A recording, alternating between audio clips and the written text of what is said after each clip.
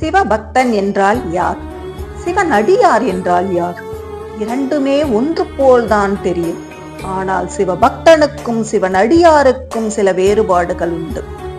தன்னுடைய தேவைகளுக்காக சிவனை தேடுபவர் பக்தன். சிவன்தான் வேண்டும் என்பவர் சிவன் அடியார்.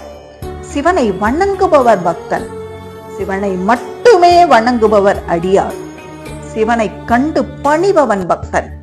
சிவனுக்காக எதையும் துணிந்து செய்பவர் அடியார்.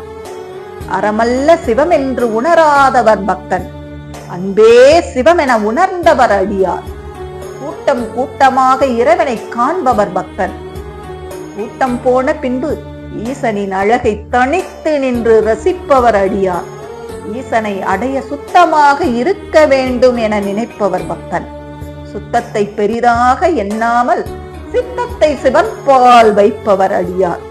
வாழ்வில் ஒரு பகுதி வழிபாடுக்கு செலவு செய்பவர் பக்தன். வாழ்வே வழிபாடாக கொண்டவர் அடியார். மறைக்குள்ளும் முறைக்குள்ளும் இருப்பவர் ஈசன் என்று நினைப்பவர் பக்தன். ஈசனை அடைய மனமும் மொழியும் தடையில்லை. ஆக மறையும் முறையும் எனக்கில்லை என்று நினைப்பவர் அடியார். உடல் தூய்மையாக இருந்தால் மட்டுமே கோயிலுக்கு செல்பவர் பக்தன். உடலை ஒரு பொருட்டாக கருதாமல் மன தூய்மை வேண்டி கோயிலுக்கு செல்பவர் அடியார். சிவபக்தனுக்கு மறுபிறவி நிச்சயம். சிவன் அடியாருக்கோ முக்தி நிச்சயம்.